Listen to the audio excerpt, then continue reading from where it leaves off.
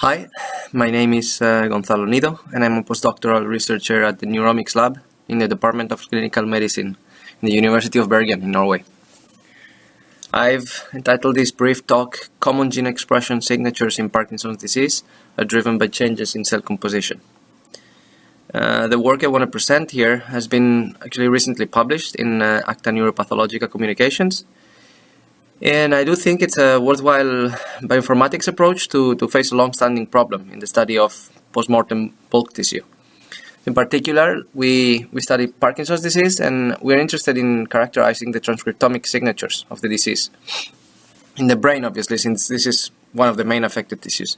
The problem is that human brains are, well, pretty complicated in the sense that they are intrinsically heterogeneous and also a rather limited resource.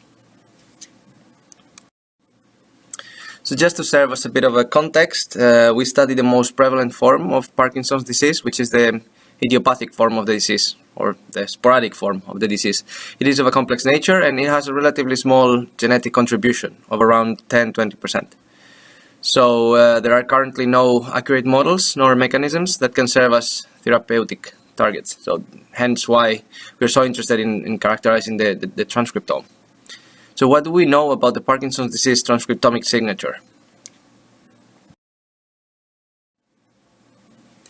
So a relatively recent survey showed that results seldom replicate actually across studies. So there is some agreement at the level of pathway with mitochondrial function and protein degradation, and then synaptic transmission, vesicle trafficking, lysosome and autophagy, and some inflammation pathways replicating in some studies, in a number of studies really. So these pathways are kind of reminiscent of cell type specific pathways, so it does beg the question of whether these truly represent biological process caused by the disease, modulated by the disease, or they simply represent just common signatures of altered cellularity, right, which is actually common to other neurodegenerative diseases, which involve generally neuronal loss and glial proliferation. So in our study, we analyzed prefrontal cortex tissue from 2 independent cohorts of control and Parkinson's disease patients. So it's a total of 49 samples. And we carried out a ribosero RNA sequencing analysis. Then we estimated for each sample surrogates for the main cortical cell types. And we assessed how the addition of these cell type surrogates to the differential expression model affected the results. So the estimation of cell types was carried out using an already established method. It's marker gene profiles, or NGPs for short, which simply consists of adopting the first principal component of the log transformed expression of the cell type specific markers as the cell type estimate. So for a given cell type, say, I don't know, like neurons, for example, we take all the markers for cortical neurons, and then we run a PCA on the expression for all the samples, right? So we have markers as rows and samples as columns. And then we obtain a value for each sample. And this corresponds to, the first principal component. So this will be our MGP, or marker gene profile, for neurons. And we do this for every main cell type in the brain cortex. So these MGPs can be considered only as relative estimations across samples, so that they kind of sort our samples according to a given cell type. And they have the advantage that they can be used as covariates in the differential expression models in the downstream analysis, right? So what did our results show? So we did observe an association between RNA quality, measured as RIN, and the cellularity estimates, our NGPs. So and this is in agreement with other studies and suggests that some cell types may be more susceptible to degradation than others. In the top heat maps here in the figure, I show the correlation between the principal components across all genes, and these are my columns in the heat map, and the sample variables.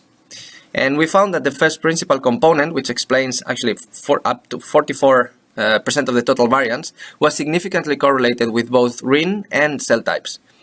And this means that the main sources of variation in the dataset are actually associated with RNA quality and the different cellularity between the samples. We also observed that the disease status was confounded with cell types, which I show in the bottom box plots. Blue is for controls and pink for cases.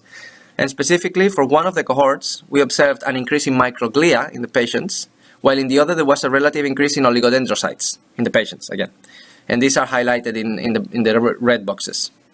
So when we looked at the pathway enrichment of the differentially expressed genes between Parkinson's disease and controls, we obviously saw that these results recapitulated these differences in cell types that we detected. So most pathways related to either downregulated neuronal pathways, and this was the case for both cohorts, or microglia and inflammation upregulation in one of the cohorts, and oligodendrocyte and myelination upregulation in the other. And then we assessed how much significance is lost by these pathways when you actually account for the cell types in the differential expression model. And the difference in p-value is what I'm going to show in the following tables.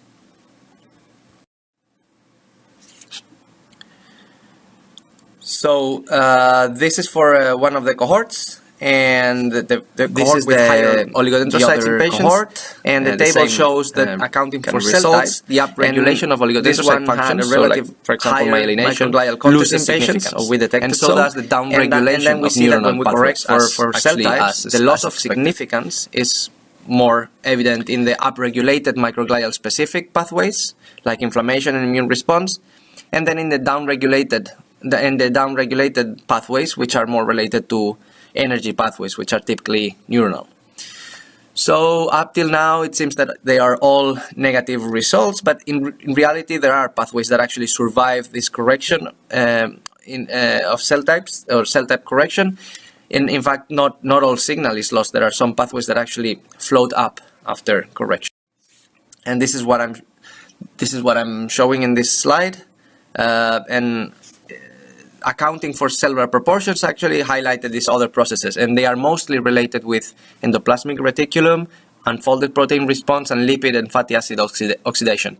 And these are processes that are, of course, not new. They have been previously proposed in the context of Parkinson's disease, but they're nonetheless concordant between the two cohorts, and they seem to be not due to cell type composition.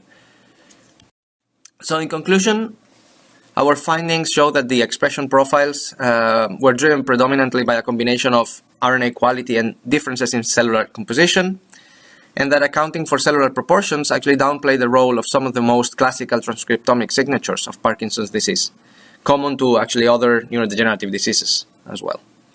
So of course, in ideal scenarios, accounting for cell types will just remove noise, but in cases where the cellularity is actually confounded with the disease group, then the signal can't really be separated, and a critical assessment of the results is paramount. So modeling cell type heterogeneity is crucial to unveil signatures that really represent regulatory changes in the Parkinson's disease brain, and are therefore more likely to be associated with the underlying disease mechanisms. So